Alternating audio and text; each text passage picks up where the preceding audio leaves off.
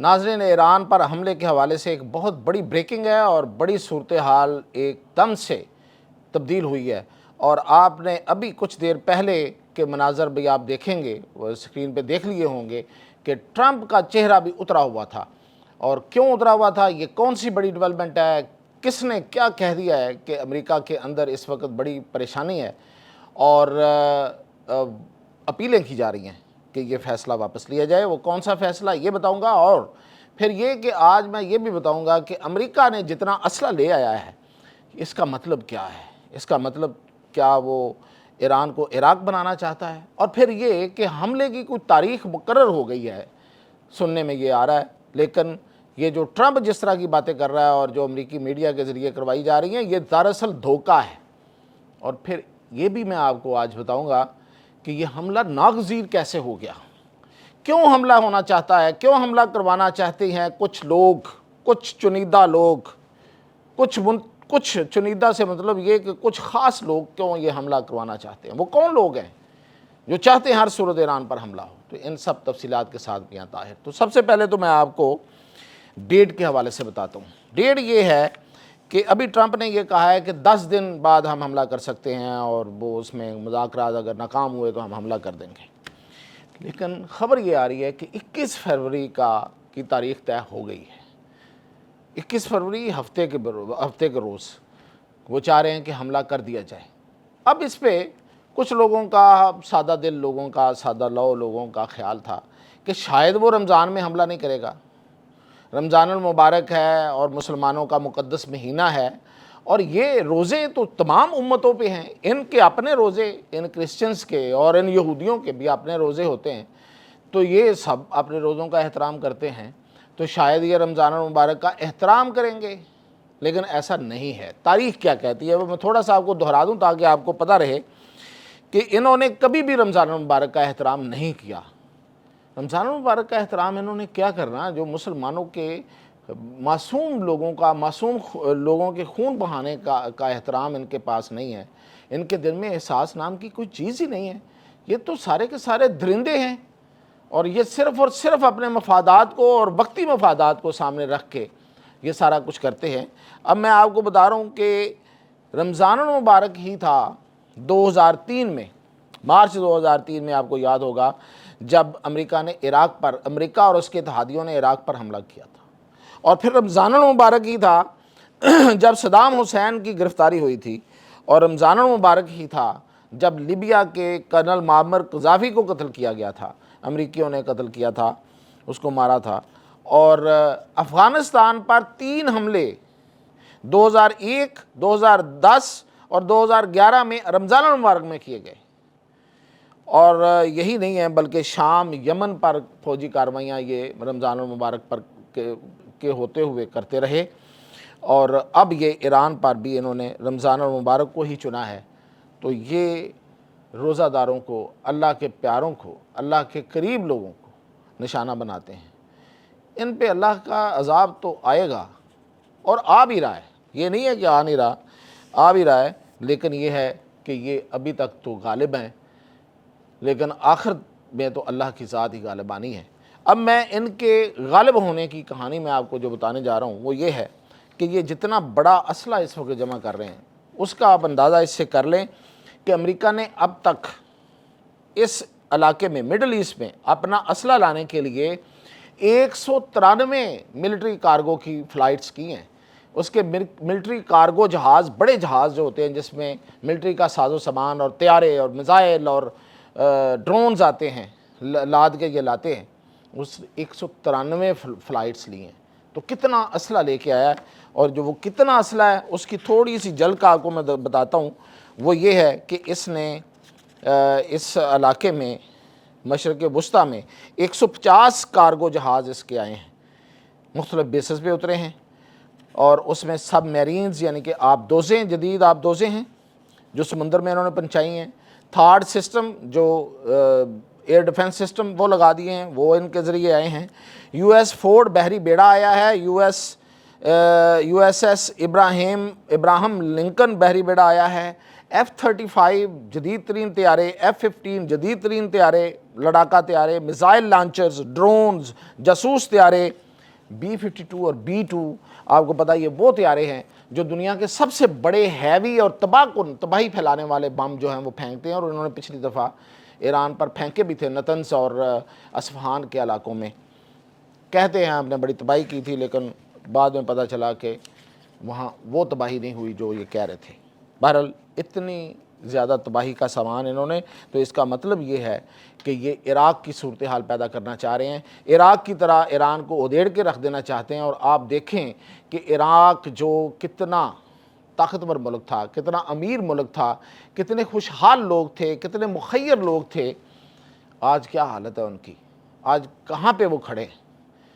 پورا ملک جو ہے جنگ زدہ ہے، وہاں پہ آج تک کوئی سٹیبل حکومت نہیں بن سکی، لوگ اپنے وسائل سے اب تک فائدہ نہیں اٹھا سکے، اور اب وہاں غربت کا بسیرا ہے. تو یہ حالت یہ کر دیتے ہیں، اور یہ ایران کے ساتھ بھی کرنا چاہتے ہیں.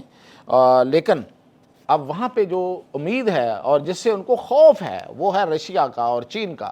ابھی جو اطلاع آئی ہے وہ یہ ہے کہ رشیا کا جو ڈومز ڈے ایئر کرافٹ وہ وہاں پہنچ گیا ہے، اور ڈومز ڈے جو ہے یہ دو ملکوں کے پاس ہے، روس یا امریکہ کے پاس. اس کا مطلب یہ ہوتا ہے کہ کچھ بڑا ہونے والا ہے جب یہ موو کرتا ہے، جب آتا ہے. اس میں بہت سا سامان ہوتا ہے جو بیسیکلی سارا ایک کنٹرول روم آپ کہیں کہ وہ جنگ کا ہوتا ہے، اور جس سے پوری جنگ جو ہے وہ لڑی جاتی ہے. تو یہ اس وقت دیکھا گیا ہے کہ ایران میں موجود ہے.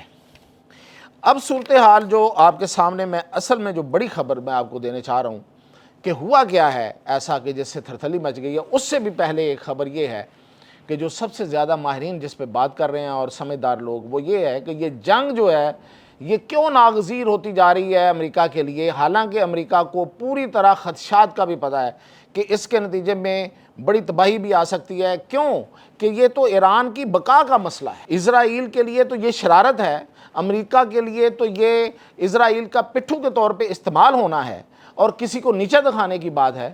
لیکن ایران کے لیے تو یہ سروائیول کی جنگ ہے، اس کی تو بقا کا مسئلہ ہے. تو وہ تو آخری اپنے ہتھیار تک، آخری سانس تک، آخری فوجی تک وہ لڑے گا. تو وہ لڑے گا تو لے کے مرے گا. تو جن کو لے کے مرے گا ان کو اندازہ نہیں ہے اس بات کا. ابھی ایک امریکی ماہر کا میں تجزیہ سن رہا تھا، اس نے کہا کہ 12 دن کی جنگ میں اسرائیل کا 6% حصہ تباہ ہوا ہے، تباہ مکمل. تو وہ کہتا ہے کہ اگر یہ جنگ جو ہے دوبارہ شروع ہوتی ہے اور یہ 1 مہینہ لے جائے گی، بڑا بھی یہ زور لگائیں گے تو پھر بھی 1 مہینے تک یہ لے جائے گی، تو پھر اسرائیل کی تباہی تو پھر ہے ہی ہے اس میں. لیکن یہ سب کچھ کیوں کر رہے ہیں، یہ کیوں اس قدر خطرات اور خدشات کے باوجود؟ اس لیے بھی یہ بات ہو رہی ہے کہ یہ جو ایپسٹین فائلز ہیں، یہ جو جیفری ایپسٹین ایک موساد کا ایجنٹ تھا، پتہ ہے آپ کو اس سکینڈل کا، یہ ایک بہت بڑا سکینڈل ہے، پوری دنیا کا سکینڈل ہے، جس میں یہ دراصل یہ ایک جنسی ایک چکر بنایا گیا تھا، جس میں معصوم بچیوں کو اٹھا کے، چھوٹی عمر کی بچیوں کو اٹھا کے تو ان سے جنسی عمل کروایا جاتا تھا زور زبردستی. دنیا کے طاقتور ترین لوگ ہوتے تھے اس میں، دنیا کے مشہور ترین لوگ اس میں شامل تھے، دنیا کے جو امیر ترین لوگ اس میں شامل تھے. ان لوگوں کے ساتھ ان لوگوں نے، اور پھر اس کی فلمیں بنی، پھر اس کا سارا ریکارڈ ہے. پھر ان میں سے کچھ بچوں کو، چھوٹے بچوں کو انہوں نے ذبح کر کے ان کا گوشت کھایا ان لوگوں نے. یہ لوگ ہیں، یہ انسان ہیں. اب ان کے نام آ گئے ہیں، ان کی فلمیں سامنے آ گئی ہیں. اس ظلم و بربریت کی اور اس درندگی کی، اور درندے بھی ایسے شاید نہیں کرتے ہیں، تو ان کے چہروں سے نقاب الٹنے شروع ہوئے ہیں. ان ای میلز کے ذریعے جو اس نے کی ہوئی ہیں، اس جیفری ایپسٹین کو خود تو مر گیا، پروڈیوسر تھا، ایک فلمی پروڈیوسر ہالی ووڈ کا، لیکن اب وہ جو پیچھے داستانیں وہ چھوڑ گیا ہے، وہ سب کے لیے تباہ کن ہیں. اور اس کو بچانے کے لیے، اس سے توجہ ہٹانے کے لیے، تاکہ دنیا اس کی طرف، ابھی اینڈریو، شہزادہ اینڈریو برطانیہ کا پکڑا گیا، ابھی اسی کیس میں پکڑا گیا ہے، گرفتار ہو گیا ہے. بادشاہ کا بھائی ہے، چارلس کا بھائی ہے، بادشاہ برطانیہ کے بادشاہ کا، لیکن اس کو پکڑ لیا ہے. اور وہ اس نے، بادشاہ نے بھی کہا ہے جی کہ ٹھیک ہے، پھر قانون یہی کہتا ہے تو کر لے، قانون اپنا رستہ لے. تو یہ سب کچھ، یہ چہروں سے یہ نقاب، یہ ٹرمپ اس میں شامل ہے، اترنے والے ہیں. اس لیے بھی یہ اشرافیہ، دنیا کی اشرافیہ، دنیا کی ایلیٹ جو ہے وہ اس میں ملوث ہے.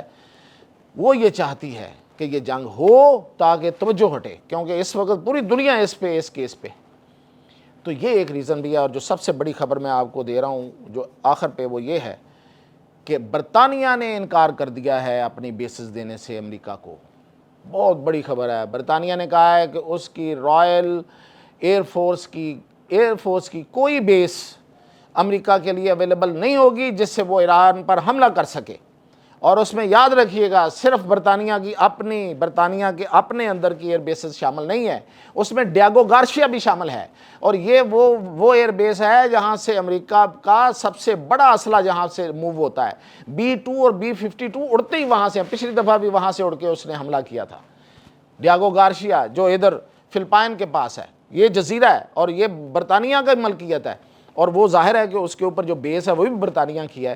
تو اس نے انکار کر دیا ہے وزیر اعظم نے، اور اس کے بعد وہاں پہ ایک ہاہاکار مچی ہوئی ہے امریکہ کے اندر۔ لنڈسے گراہم جو ان کا سینیٹر ہے، وہ باقاعدہ اپیلیں کر رہا ہے کہ خدا کا واسطہ ایسا نہ کریں، میرے جو دوست ادھر بیٹھے ہوئے ہیں ان کو دیکھنا چاہیے، وہ ہم سے اب اس حد تک دور نہ ہوں۔ آپ کو پتہ ہے کہ برطانیہ اور باقی سارا نیٹو جو ہے وہ امریکہ سے اس وقت ہٹ گیا، پیچھے ہٹا ہوا ہے۔ وہ کہتے ہیں کہ جو کرنا تم نے خود کرنا ہے، ہم نہیں کریں گے کچھ بھی، کیونکہ اس نے نیٹو سے ہاتھ اٹھا لیا۔ لیکن برطانیہ نے تو 2 قدم آگے جا کے اپنے ایئر بیسز دینے، کیونکہ برطانیہ ہمیشہ نیٹو میں بھی سب سے آگے، دوسرے نمبر پہ برطانیہ ہی ہوتا تھا امریکہ کے ساتھ، امریکہ کے کندھے سے کندھا ملا کے۔ جب عراق پر حملہ ہوا، جب لیبیا پہ حملہ ہوا، جب افغانستان پہ حملہ ہوا، تو یہ برطانیہ ساتھ ساتھ ہوتا تھا، قدم سے قدم ملا کے یہ سارا ظلم و بربریت کرتے تھے۔ لیکن اب وہ پیچھے ہے۔ یہ بہت بڑی خبر ہے، اور اس سے پوری گیم کا پانسا بھی پلٹ سکتا ہے۔ اس پر اور باقی اوورال باقی جو تفصیلات ہوں گی میں ان کے ساتھ آپ کو اپڈیٹ کرتا رہوں گا۔ اجازت دیجیے۔